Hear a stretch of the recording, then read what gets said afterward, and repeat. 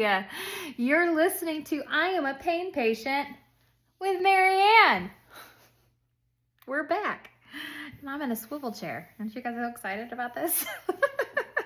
I recently moved, so I have a new podcasting space, and I thought about doing it in my basement, and I just am more comfortable up here in my kitchen now. And the ambiance of the room is actually really great for this. So it's just really nice to be back with you all. And I've missed this. Like, my creative side is so ready to go. And I'm so happy to be back with you at full force. And so today we're going to be covering sensor information. And this is a really beautiful topic because it's one of those things that really helped me pivot my internal perspective on pain, and helped me make like huge strides in recovery when I was a chronic pain patient. And so most of our sensors of our body are housed in our brain, and they only live for a few days. They're constantly refreshing, okay? So if you think about like your computer cache on your internet browser, and how, like, I work in accounting, and so we use QuickBooks Online, and every once in a while, QuickBooks Online will not allow us to log in. Okay, I thought she was gone.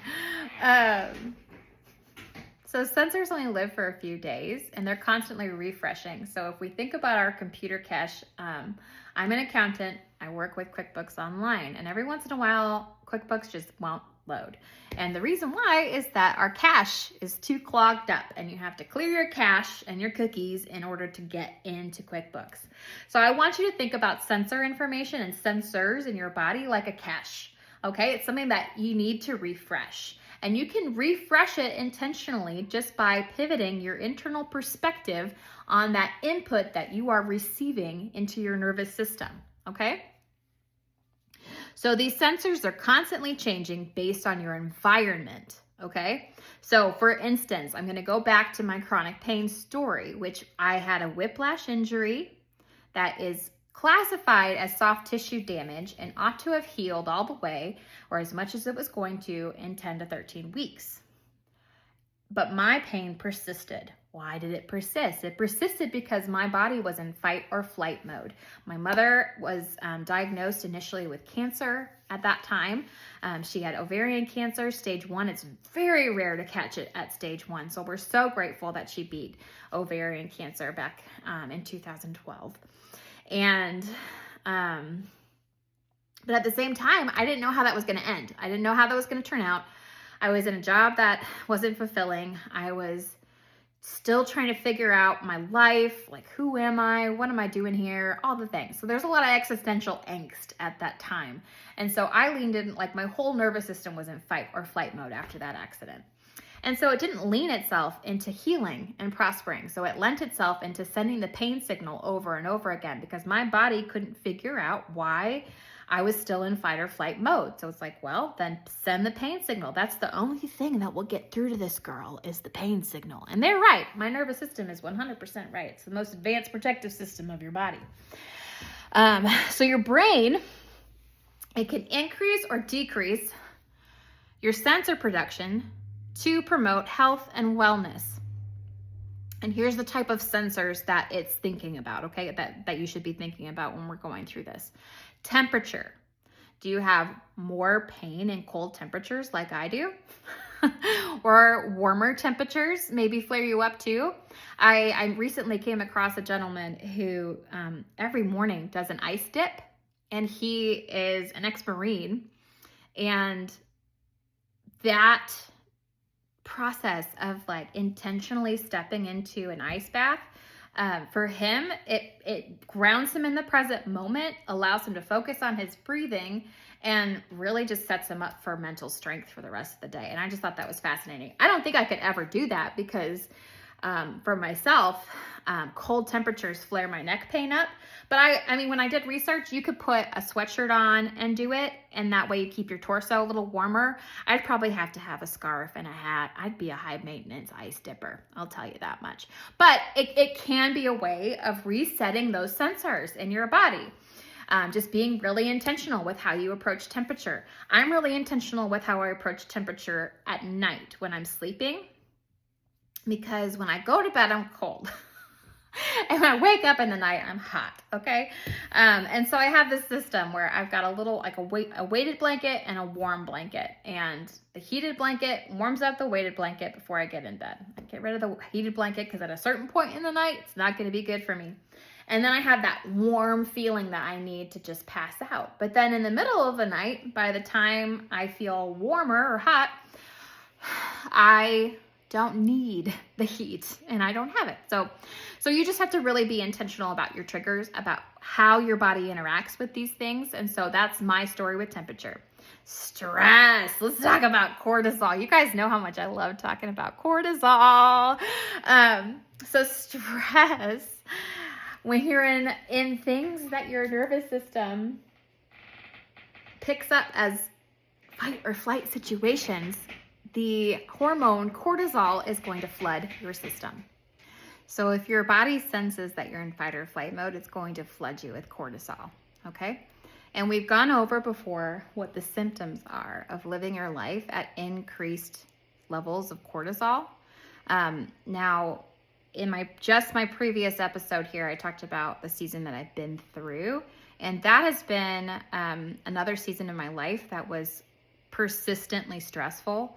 And so I had a lot of those symptoms again of what increased cortisol in your life looks like. And so just be aware of that. And then if you recall the episode on making stress your friend, the great work that Kelly McGonigal is doing on that, cortisol and its effects on your heart can be buffered by another natural stress hormone, oxytocin. And oxytocin is known as the cuddle hormone. And so hugging someone in your life, for me, my children, my daughter, Cassie, gives the best hugs, especially in the morning. And so a hug that lasts for at least 10 seconds and is tight and intentional can increase oxytocin in your body, in your bloodstream, and allow the effects of cortisol on your heart to be buffered, okay? So don't feel like a victim of cortisol. Another sensor is blood flow. So the movement of blood to muscles when we need to flee versus when you're in rest and digest mode and your body is distributing the blood flow evenly through your whole body. So in this situation, you've got two different sets of muscles. You've got your postural muscles that defy gravity and your phasic muscles. We are going to get into that in another podcast episode. But when you're in fight or flight mode, your body is going to prioritize your phasic muscles, which are the muscles you need to flee. Okay? So these changes can affect your overall physiology and even how comfortable you are in your own body. It's so interesting. Movement and pressure sensors. So making your body more or less sensitive to movement. And so we've all been there where we have like a sports injury, an acute injury. And it requires us to be off our feet or off our arm or off whatever the injured body part is for a certain amount of time.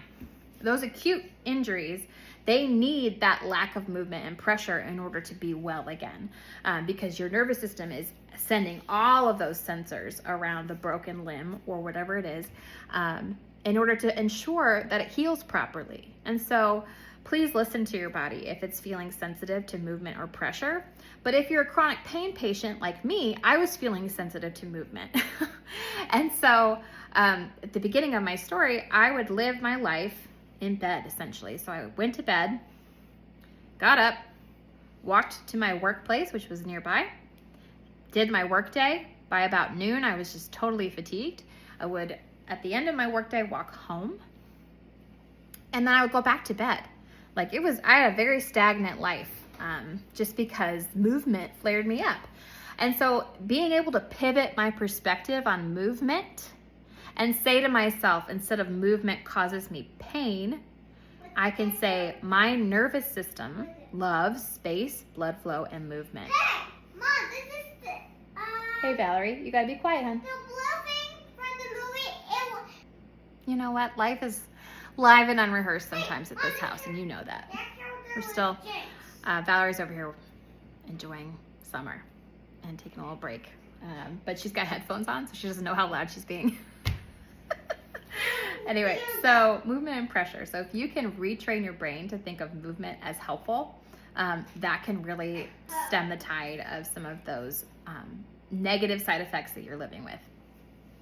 And then the last sensor we're going to go through is immunity. So your immune system responds to inflammation. And I talked earlier about the gentleman with the ice dips. That can also help with inflammation. So like ice baths are really great for mental strength. They're great for resetting your nervous system, and they're great for decreasing inflammation in your body. But inflammation, it's like, so along the lines of that blood flow, it's increasing a state of alarm around a certain body part. And so that inflammation can cause you to slow down, to move less, all those things. And so if we retrain our brains about what inflammation is telling us, then we can engage that symptom, and we can grow past it.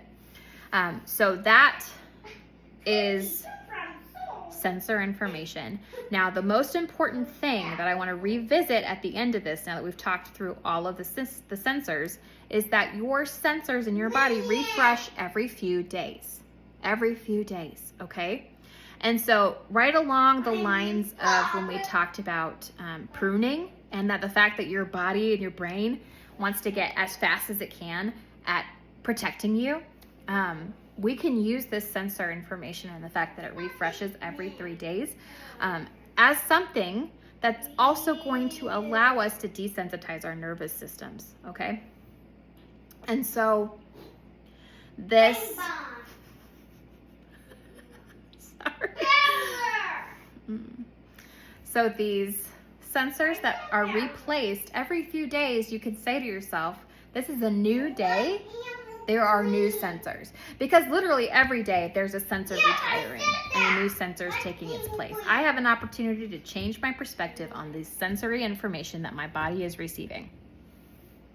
Game changer. So I want you, for homework today, I want you to go into your week noticing your sensory input, okay? And I want you to be intentional about engaging those symptoms caused by temperature, stress, blood flow, movement and pressure, or inflammation, okay? And we'll see you next time.